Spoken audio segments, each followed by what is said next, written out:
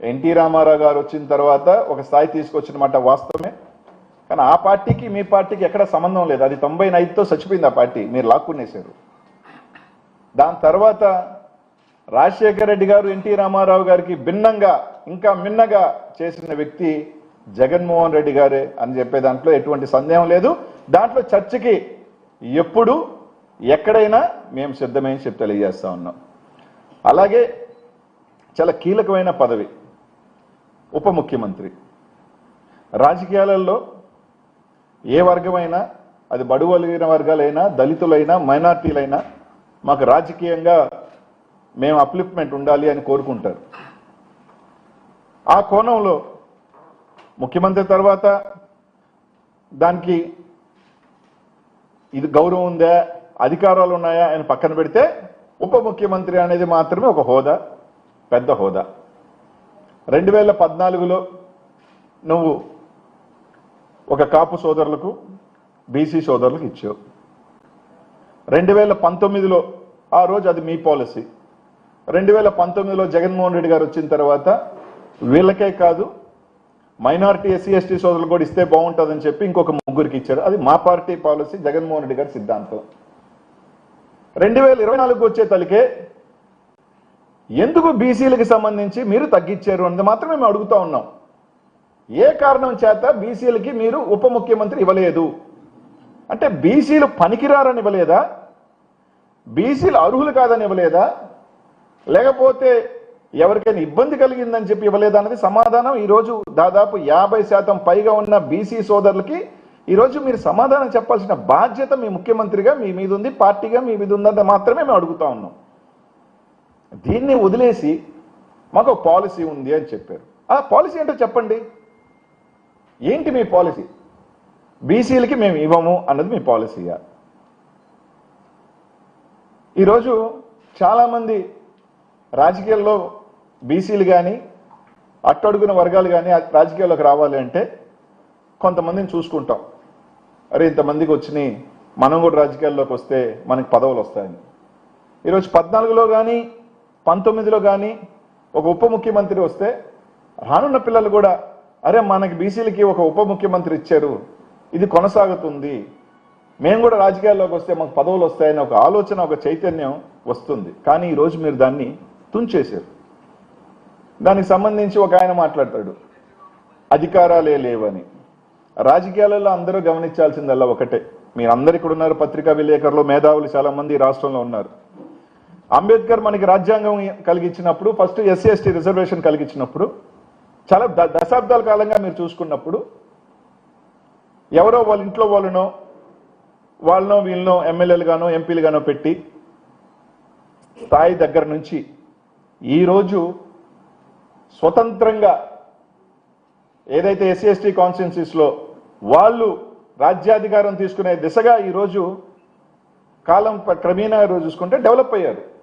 అదేవిధంగా ఈరోజు ఒక ఉప ముఖ్యమంత్రిని మీరు ఇచ్చిన దాన్ని కొనసాగిస్తా ఒక 20 సంవత్సరాల పాటు అది కూడా బీసీలు అందరూ కూడా దాన్ని పెద్ద ఎత్తున తీసుకునే స్థాయి ఈరోజు మాకు వచ్చేది.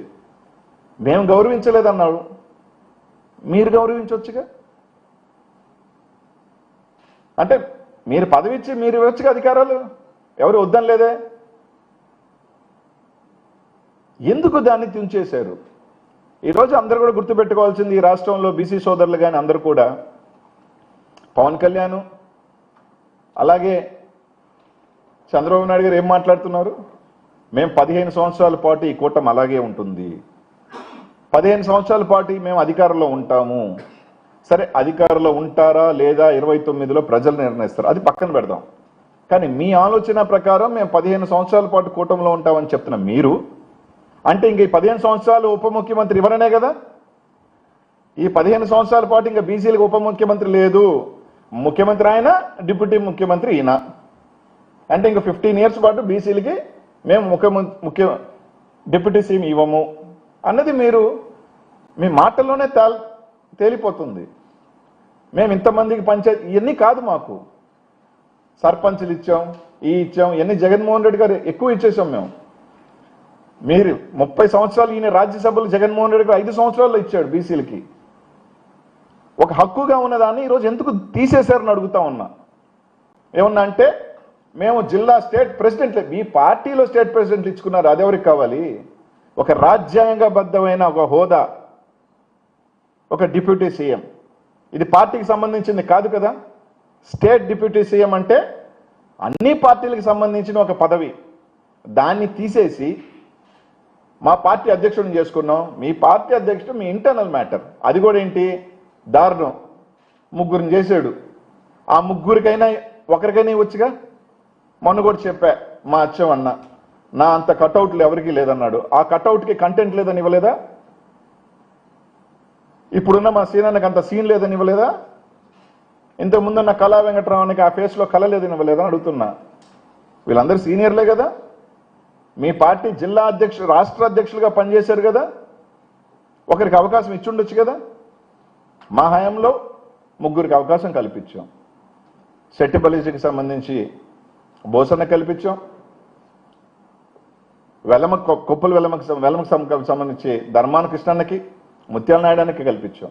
ఈ విధంగా ఒక ఆనవాయితీగా ఉంటే అన్ని వర్గాల బీసీల్లో కూడా ఒక అవకాశం వచ్చుండేది కదా అంట. దాన్ని ఈరోజు మీరు తీసివేసి బీసీలు అంటే పనికిరారని మేము అవి ఇచ్చాము ఈ ఇచ్చామంటున్నారు. అవి ఇచ్చాము ఈ ఇచ్చామన్నది కాదు. ఇది ఎందుకు తీశారు? ఈరోజు నేను పవన్ కళ్యాణ్ గారిని కూడా అడుగుతా ఉన్నా ఈ మాట. పవన్ కళ్యాణ్ గారు సమాధానం చెప్పాల్సిన బాధ్యత పవన్ కళ్యాణ్. పవన్ కళ్యాణ్ ఒక వ్యక్తి కాదు, ఆయన ఒక పార్టీ. ఆయన ఒక జనసేన పార్టీ పెట్టుకున్నాడు.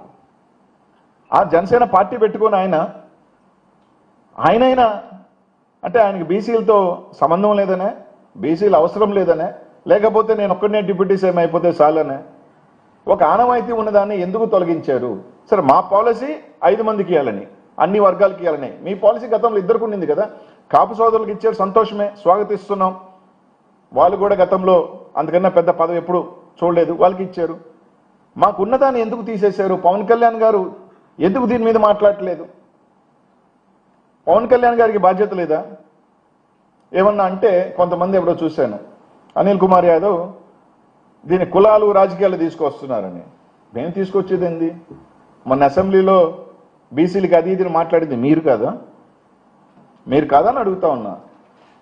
ఎవరైనా చెప్పినప్పటికీ కూడా ఒక పదవి వచ్చే దగ్గరే పదవి తీసేసిన దాన్ని అడిగితే మాత్రం ఈ వచ్చినాయా అంటే మీరు మాత్రం అసెంబ్లీలో మాత్రం మీకు నచ్చినట్టు మాట్లాడుకుంటారా?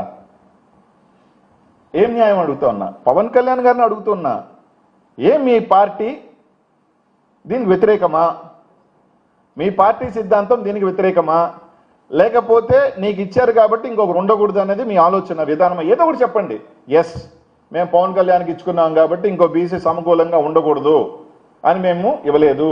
లేదు అంటే ఒక బీసీకి ఉప ముఖ్యమంత్రి ఇస్తే పవన్ కళ్యాణ్ లాగా ఆయనకి స్పెషల్ ఫ్లైట్లు వేయాలి, ఆయనకి వెళ్తే చాపర్లు వేయాలి, ఆయనకు కూడా అంతమంది సెక్యూరిటీ ఇవ్వాలి.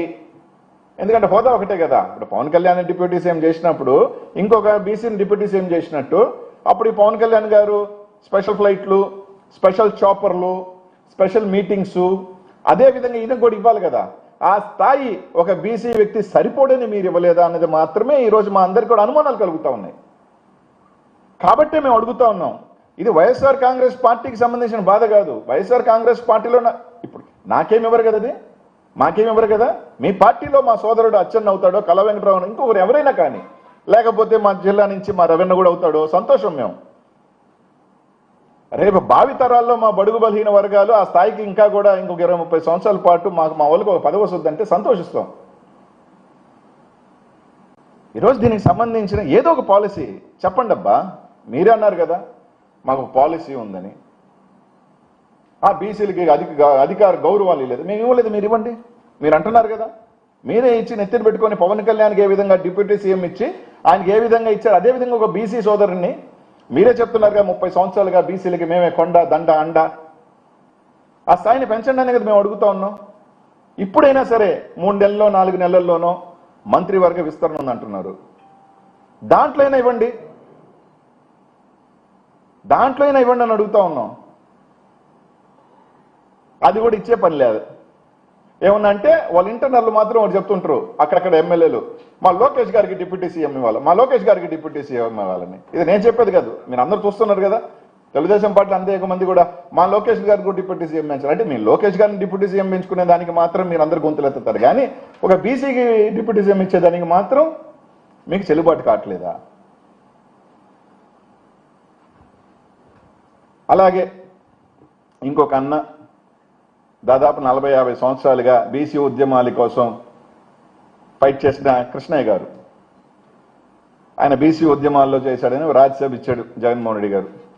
సరే, కారణాలు ఏవైనప్పటికీ ఎన్నికలు ఓడిపోయిన తర్వాత ఆయన పార్టీ మారారు, తర్వాత బీజేపీలో ఆయన అయ్యారు. ఈ రాష్ట్రాల నుంచే రాజ్యసభ అయ్యాడు. బీసీల కోసం పోరాటం చేసే కృష్ణయ్య గారిని కూడా అడుగుతా ఉన్నా, అన్న ఇట్లాంటి ఒక అన్యాయం ఈ రాష్ట్రంలో జరుగుతూ ఉంది, మనకు ఒక ఇచ్చిన హక్కుని ఈరోజు మళ్ళీ తీసేసుకోవడం జరిగింది, దీనికి సంబంధించి కనీసం మీరు గొంతెత్తరా? దీనికి సంబంధించి మీరు ప్రశ్నించరా? లేదా నాకు రాజ్యసభ వచ్చేసింది చాలు, నా పని అయిపోయిందని మీరు అనుకుంటున్నారా?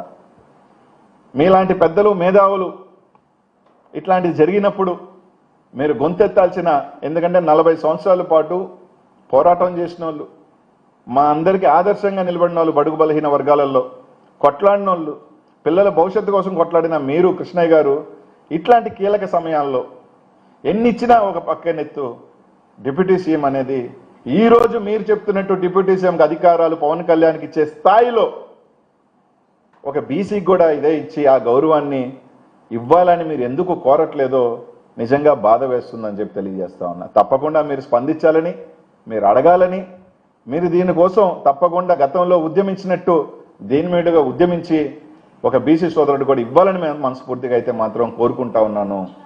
ఈరోజు అడుగుతా ఉన్నాను బీసీలందరి తరఫున కూడా.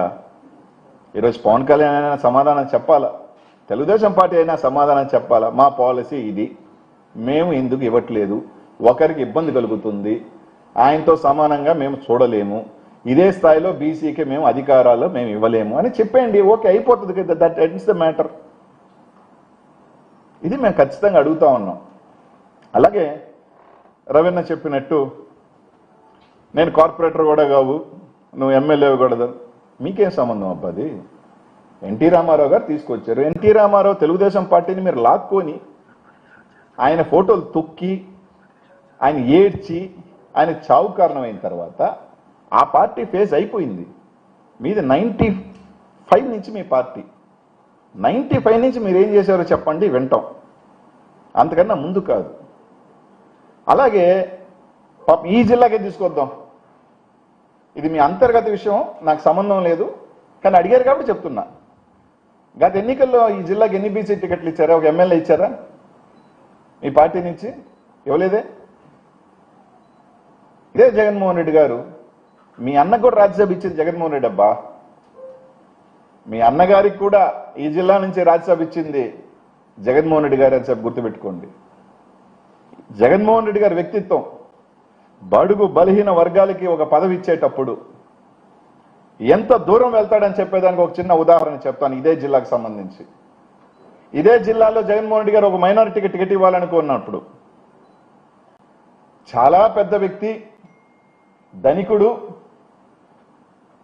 మేము ఒక అభ్యర్థిని కోల్పోతాము, మైనారిటీకి ఇస్తే అతని పార్టీ వదిలి వెళ్ళిపోతాడు అని మాకు జగన్మోహన్ రెడ్డి గారికి ఒక సందేశం పంపించినప్పటికీ కూడా జగన్మోహన్ రెడ్డి గారు మాట ఇచ్చేసాం వదిలేసేయండి, దాని గురించి అవసరం లేదు అని చెప్పి ఒక పేదవాడైన మైనారిటీకి కోసం, ఈ జిల్లాలో అందరికీ తెలిసి అట్లాంటి వ్యక్తిని మేము జగన్మోహన్ రెడ్డి గారు పోగొట్టుకున్నారని, అట్లాంటి దమ్కి ఇచ్చినప్పటికీ జగన్మోహన్ రెడ్డి గారు పట్టుబడి నిలబడ్డాడే తప్ప ఎక్కడా కూడా వెనక అడుగలేదు ఒక పేద మైనారిటీ కోసం ఆ రోజు. అది జగన్మోహన్ రెడ్డి గారి వ్యక్తిత్వం అని చెప్పి ఈరోజు మాత్రమే తెలియజేస్తున్నా. అంటే బడుగు బలహీన వర్గాల గురించి, ఎస్సీ ఎస్టీల గురించి కానీ, మైనారిటీల గురించి కానీ జగన్మోహన్ రెడ్డి గారు అది నష్టం వస్తుందని తెలియజేస్తే అనుకున్నా కూడా, కానీ ఒక నిర్ణయాలు వాళ్ళని ఇది చేయాలనుకున్నప్పుడు మాత్రం ఎంత నష్టం వచ్చినా కూడా ఎదురుడ్డి నిలబడే వ్యక్తి జగన్మోహన్ రెడ్డి. ఇంతకన్నా చక్కటి ఉదాహరణ ఇదే పార్టీ, తెలుగుదేశం పార్టీ చేయగలుగుతుందా? మీరు జిల్లాలో టికెట్ వేయలేదబ్బా, ఈయనెందుకు? 2014లో ఒక బీసీ అభ్యర్థి నిలబడ్డాడు మేయర్గా, దాదాపు 8 కోట్లు 10 కోట్లు ఖర్చు పెట్టుకున్నాడు. అక్కడి నుంచి 2 సార్లు వచ్చారు. అధికారంలో ఉన్నప్పుడు ఏ స్థాయి పదవి ఇచ్చారో కార్పొరేషన్ చైర్మన్ నుంచి పక్కన వారేశారు. రవీణకే చాలా ముఖ్యుడు ఆ డాక్టరు. నేను చెప్పేది కాదు ఇది, అది మీ వ్యక్తిగతం అనుకోండి, నాకు అనవసరం లేదు. కనీసం అట్లాంటి వ్యక్తిగా మళ్ళీ ఆ స్థాయి పదవి ఇచ్చే ఆలోచన మీరు చేస్తారా? ఎంతమందికి ఇచ్చారు చెప్పండి? ఇదే మా పార్టీలో, మీ పార్టీ అంతర్గతం వేరే, మా పార్టీ అంతర్గతం వేరే. బీసీ కార్పొరేషన్ చైర్మన్లు ఇస్తే మా జిల్లాకి ఎక్కువ ఉండాలని చెప్పి 5 బీసీ కార్పొరేషన్లు, ఆఫ్కాప్ చైర్మన్ ఇవన్నీ మా జిల్లా నుంచి వచ్చినాయి. కాబట్టి రవీణ చెప్పినట్టు ఆయన ఎప్పుడు చెప్పినా లొకేషన్, టైం, ప్లేస్ ఎక్కడ చెప్పినా మేము సిద్ధమే. 95 నుంచి అంటే ఈ 31 సంవత్సరాల చంద్రబాబు నాయుడు ప్రస్తావన, 5 సంవత్సరాల 17 సంవత్సరాల చంద్రబాబు నాయుడు ముఖ్యమంత్రి, 5 సంవత్సరాల జగన్మోహన్ రెడ్డి ముఖ్యమంత్రిలో బీసీలకు ఎవరు పదవులు ఇచ్చారు, బీసీలకు ఎవరు ఎంత మేలు చేశారు అనే దాన్ని చర్చకి నేను సిద్ధం. ఈ జిల్లా గురించి కూడా కావాలంటే చర్చకి నేను సిద్ధం. మా దగ్గర నుంచి నా సౌరంగా ఒక దాంట్లో లటకన్ లాక్కొని పోయి 2 టికెట్లు ఇచ్చిన వాళ్ళు మీరబ్బా. మీ పార్టీ వాళ్ళందరూ కూడా పక్కన పారేసి, జగన్మోహన్ రెడ్డి అట్లా చేయలే.